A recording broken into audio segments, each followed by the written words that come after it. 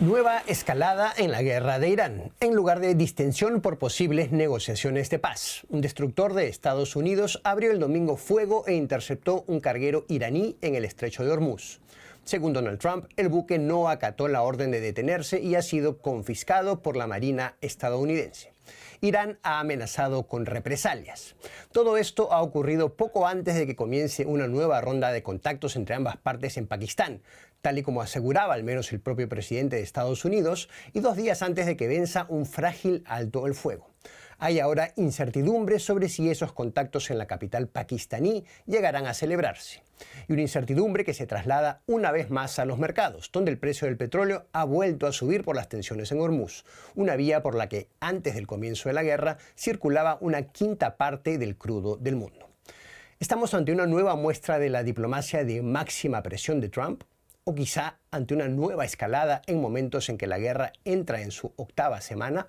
Hoy es lunes 20 de abril de 2026 y ese es nuestro tema hoy en DW Actualidad en Análisis. Mi nombre es Isaac Risco y hoy nos acompañan Pablo Pardo, periodista del diario El Mundo, que fue corresponsal durante años en Estados Unidos y que conecta hoy con nosotros desde Londres, y Luciano Zácara, analista experto en Oriente Medio, que nos acompaña desde Doha, en Qatar. Los saludo a ambos y voy a empezar directamente con una pregunta dirigida a ambos. Voy a empezar contigo, Pablo, pidiéndote un pronóstico quizá. ¿Veremos esa segunda ronda de negociaciones en Islamabad, que parecen estar ahora bastante en el aire? Bueno, hacer predicciones sobre esto es completamente imposible.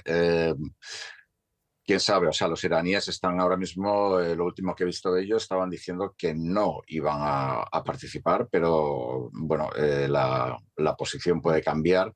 También puede cambiar por parte de Estados Unidos. Recordemos que Donald Trump interfiere mucho en las negociaciones según su mood, según su carácter, o según cómo se sienta ese día, o las imágenes que Pete Hegseth, el secretario de Defensa, le haya mostrado de la guerra. Recordemos que Donald Trump, por ejemplo, canceló una cumbre con Kim Jong-un en su primer mandato súbitamente, con lo cual yo creo que en este conflicto todo se mueve pues, de una manera bastante impredecible. Nos hemos llevado varias sorpresas, tanto por el lado estadounidense como por el iraní, y hacer cualquier tipo de predicción me parece muy arriesgado. Por eso me extraña, por ejemplo, tanta tranquilidad en el mercado de futuros del petróleo.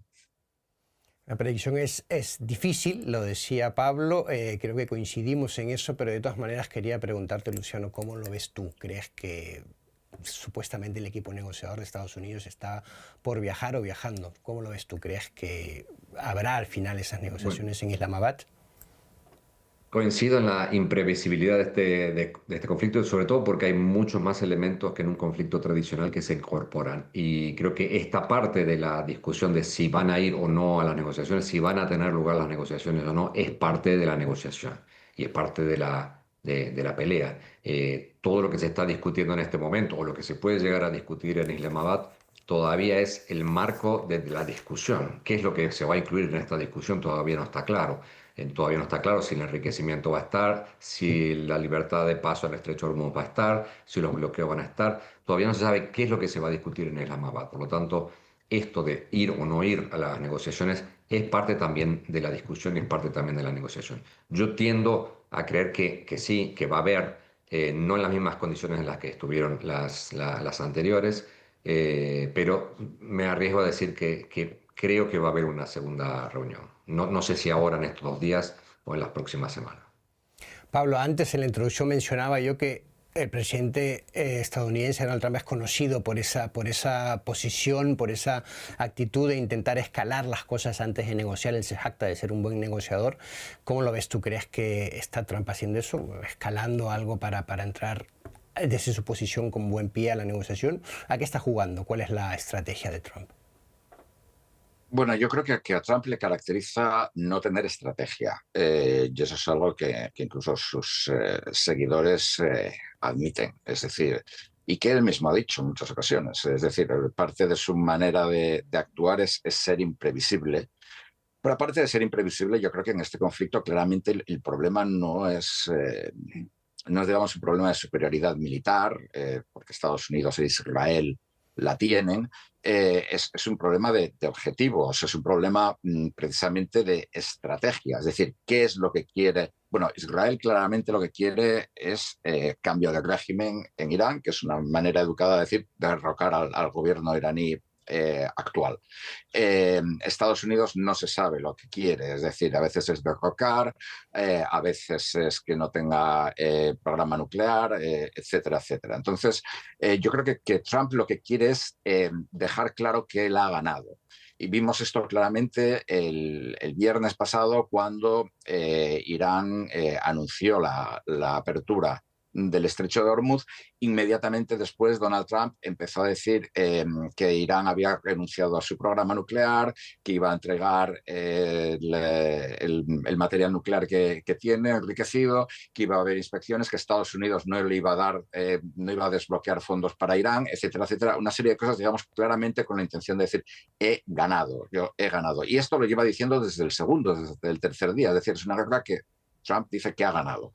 Entonces, la teoría de la máxima presión, sí, Estados Unidos aplicó la máxima presión ya en el primer mandato de Donald Trump, cuando rompió el tratado nuclear con Irán y con otros 5 potencias, no lo olvidemos, pero desde entonces, es decir, hay máxima presión y luego de pronto, pues no sé, treguas o declaraciones de que han ganado, etcétera. Yo creo que ver tanto como una estrategia clara de máxima presión no lo acabo de ver claro, porque no acabo de ver clara una estrategia definida por parte de Estados Unidos. Luciano, me gustaría ver un poco el lado iraní. Irán dijo o dejó entrever hoy al menos que no iba a asistir a la negociación de Pakistán a través de un comunicado, me parece que de la agencia estatal. Después salió un portavoz del Ministerio de Exteriores a decir que no estaba decidido si iban a ir o no. Te hago la misma pregunta para el lado iraní. ¿A qué crees que están jugando ellos? ¿Cuál es su posición? ¿Quieren negociar? Bueno, yo creo que sí, Irán quiere negociar. Lo que pasa es que está haciendo el costo de la negociación más alto, y sobre todo por las circunstancias que estamos viendo ahora, justamente de una escalada, con intercambio de fuego, con condiciones que no están claras. Por un lado, como dijo Pablo, Irán levantó el bloqueo por su parte, pero Estados Unidos dijo, no, pero yo no lo levanto y lo mantengo hasta que se haga el alto el fuego. Por lo tanto, Irán volvió a dar marcha atrás. Por lo tanto, Irán está tratando de ganar margen en estas negociaciones porque quiere llegar a la mesa de negociaciones en mejores condiciones para obtener mejores resultados. Hasta ahora lo venía haciendo de una manera, creo que más estratégica, por compararlo con Estados Unidos, porque ha conseguido poner en la mesa el cierre del estrecho, cosa que antes de la guerra no existía, y esto hay que recordarlo siempre. Si se está discutiendo ahora sobre la apertura del estrecho de Hormuz, es porque se cerró, y se cerró porque Estados Unidos atacó, e Israel atacaron, y Irán hizo lo que dijo que iba a hacer si era atacado, cerrar el estrecho de Hormuz. Antes la discusión era únicamente sobre el tema nuclear. Por lo tanto, ahora lo que se está discutiendo, lo que está tratando de poner sobre la mesa Irán es unas negociaciones nucleares que sean parecidas a las que fueron las del 2013 y 2015, en donde se garantice el derecho a producir uranio enriquecido y a manejar todo el ciclo nuclear bajo supervisión, que era lo que Trump no le gustó. Pero por otro lado, ahora tiene una carta extra, que es el control del estrecho de Hormuz, que la puede usar como base negociadora para el tema nuclear. Por lo tanto, lo que está tratando de hacer es igualarse en esa situación a la hora de llegar a la mesa de negociaciones. No puede Irán dejar que Estados Unidos le bloquee sus puertos, mientras que ellos han abierto o han dejado pasar otros barcos, y llegar a la mesa de negociación en esas condiciones, porque le devolvería la carta que había obtenido anteriormente. Pero creo que Irán quiere llegar a la mesa de negociaciones, necesita también llegar a las negociaciones, igual que Estados Unidos. Interesante eso de la carta que mencionabas, de la carta adicional del cierre del estrecho de Hormuz, porque eso sugiere que Irán pues, sale con una ventaja estratégica de esta guerra, ¿no?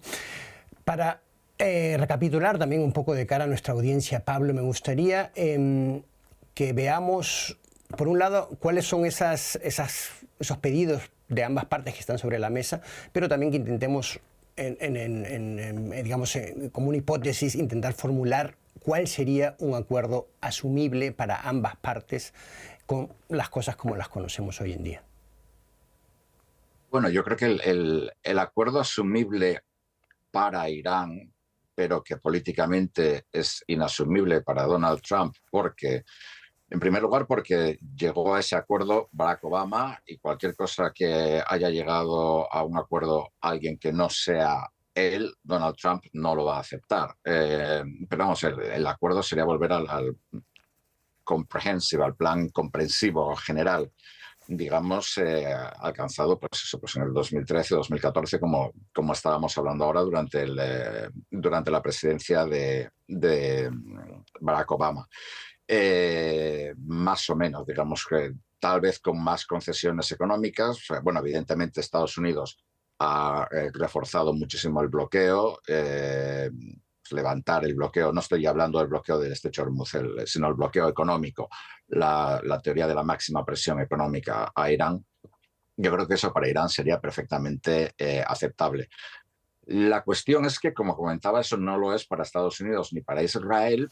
Y por lo que yo estoy viendo, al menos las posiciones o las demandas de Estados Unidos y de Israel eh, prácticamente no han cambiado desde el inicio del conflicto. A mí es una cosa que me llama la atención, es decir, renuncia total al enriquecimiento nuclear, posiblemente incluyendo la entrega de todo el material nuclear que Irán tenga, o tal vez teniendo un programa nuclear muy supervisado solamente con fines civiles.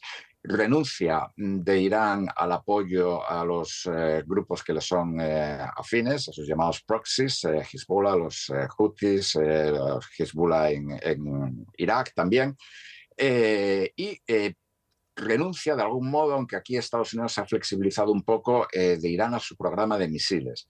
Entonces, claro, esto para Irán, en mi opinión, vamos, yo quiero saber cómo lo veis ahí desde la zona, pero Irán, en mi opinión, para Irán es un desarme unilateral.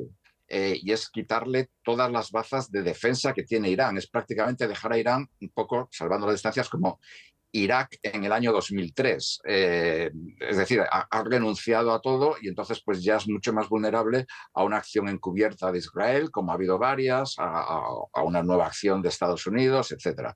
Entonces, a mí me parece que la posición estadounidense sigue siendo muy maximalista. Vamos a pasar directamente entonces la pregunta a Luciano. Luciano, ¿cómo ves tú ese escenario? ¿Crees que estas posiciones maximalistas de Estados Unidos serían asumibles? ¿Y cuál sería para ti un escenario, un acuerdo que sea asumible para ambas partes? No, coincido. El tema es que Irán estaba en una situación de bastante debilidad después de la guerra de junio, después de la guerra de los 12 días. Lo que pasa es que erróneamente se decidió tratar de justamente terminar el trabajo, que es lo que le pedía Netanyahu a Trump, y terminar el trabajo era derrocar a la República Islámica. Esa es la condición máxima que pedía Israel, que en realidad no era la que quería Estados Unidos. Estados Unidos, recordemos, quería únicamente enriquecimiento cero y reducir la capacidad misilística, que ni siquiera en ese momento se pensaba que podía llegar a Estados Unidos. Cambia el discurso de Rubio cuando dice que se justifica este ataque porque había misiles que podían llegar a Estados Unidos y porque en 2 semanas Irán iba a tener la bomba. Dos cosas que son evidentemente mentiras y que nunca fueron ciertas y que se la vendió en un paquete Netanyahu a Trump.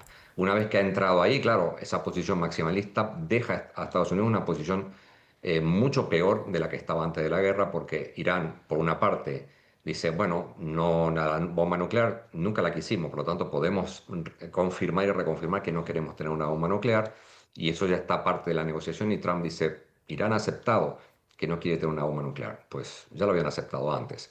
Pero deja otra vez a Irán en una posición mucho mejor que la que estaba antes de la guerra, como dije antes. Ahora tiene cartas que antes no tenía y ha demostrado poder defenderse de una manera que no se esperaba antes que pudiera defenderse.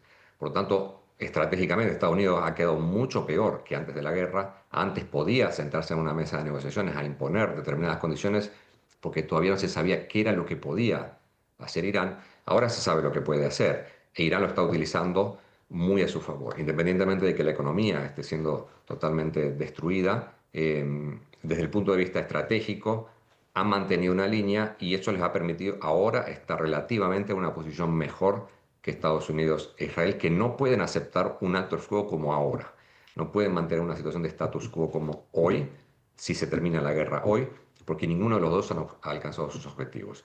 Irán ha alcanzado sus objetivos, como venimos diciendo al principio de esta guerra, porque el juego de Irán nunca fue ganar. El juego de Irán fue siempre sobrevivir, no perder y trasladar el costo de esta guerra a Estados Unidos e Israel y al resto de la región y del mundo, diría. Por lo tanto, ¿qué escenario es posible? Yo creo que un escenario es posible de volver a una mesa de negociaciones en la que, como dije antes, se negocien parámetros parecidos a los que fueron los del 2013 y 2015, si eso es aceptable para Trump, que se acepte un enriquecimiento, que se acepte un máximo 3-4% como era anteriormente, no enriquecimiento cero, quizá negociar o reducir algunos aspectos del programa balístico y nada más.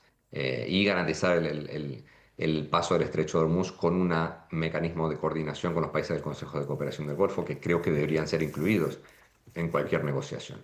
Creo que el principal problema, para mí uno de los principales problemas, es que estas negociaciones están siendo otra vez bilaterales, únicamente Estados Unidos e Irán, para discutir cosas que en principio también tienen que ver con los países de la región y sobre todo con Israel, porque Israel no va a aceptar lo que se firme si eso no le satisface. A ese posible multilateralismo me gustaría volver en breve. Pablo, antes, hablabas tú también antes de ese discurso de Trump, ¿no? Que él necesita afirmar que ha ganado para poder aceptar el fin de esta guerra. Hemos hablado aquí también de la ventaja estratégica de Irán, esos factores que presionan a Trump.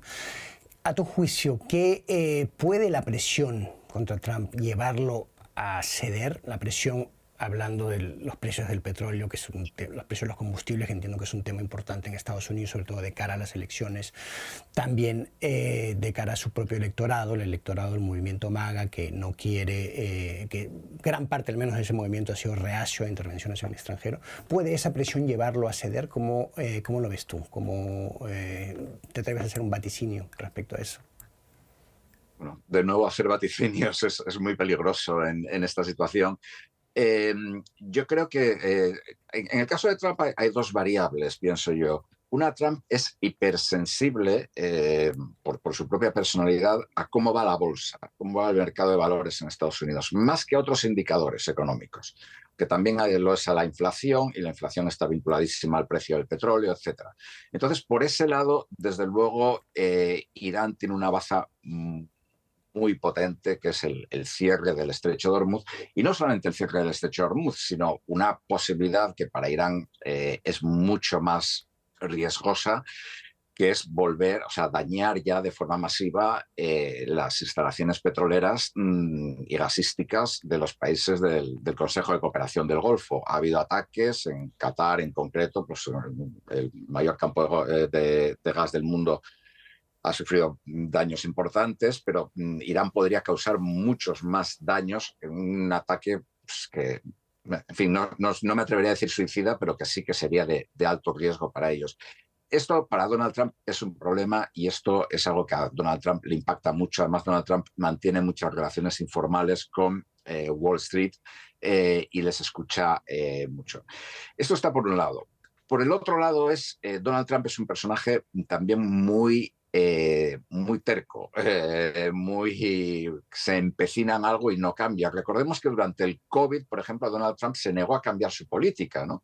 Y hay quien dice que si Donald Trump simplemente hubiera admitido la tragedia del COVID, en vez de más o menos siempre quitarle importancia, probablemente hubiera sido reelegido, ¿no?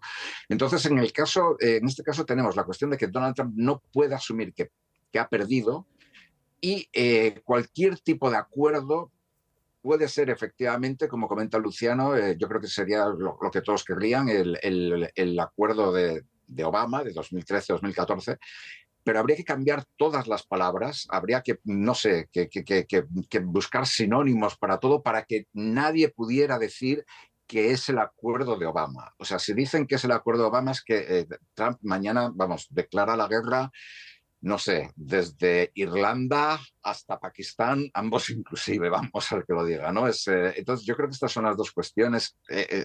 Por un lado, la economía, que esto pesa mucho y aquí Irán está usando sus bazas muy bien. Por otro lado, la personalidad de Trump. Se nos acaba el tiempo y quiero terminar esto con Luciano hablando un poco de esos posibles enfoques multilaterales. No entiendo que varios países árabes celebran este martes una reunión de la Liga Árabe, parece para hablar, entre otras cosas, sobre la situación en Hormuz. ¿Qué iniciativas podemos esperar? ¿Qué opción hay para los países del Golfo para intentar ayudar a encontrar una solución a esta guerra?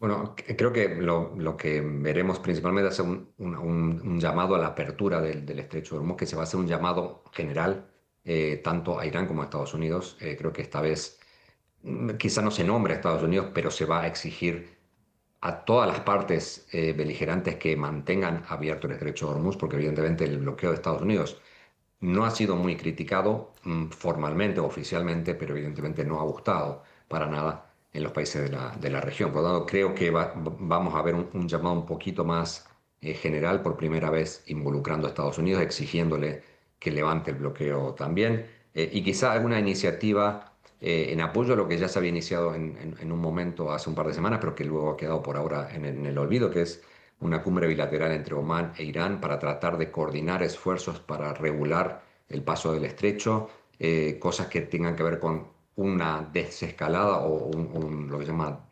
deconflictuar el estrecho de Hormuz para que sea algo que sea regulado entre los países vecinos, más allá de que sean aguas internacionales, que creo que sería un paso adelante para que multilateralmente, incluyendo países de la región, se resuelvan cosas técnicas específicas con el paso del estrecho, independientemente de que la guerra, independientemente de que el acuerdo nuclear se resuelva por otros canales. Creo que tratar de tener un acuerdo global que incluya todo es más complicado y creo que favorecería mucho que el multilateralismo pueda compartimentalizar las cuestiones y que Irán, Estados Unidos e Israel resuelvan la guerra por otros medios y que si hay que regular el tema nuclear lo hagan también en los marcos multilaterales que se han hecho anteriormente. Sigo pensando que un acuerdo entre Estados Unidos e Irán nuclear sin que haya otros actores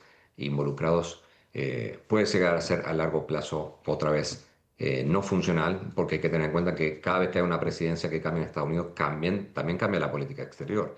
Y por lo tanto, dejar todo, jugar toda una misma carta, creo que puede ser peligroso.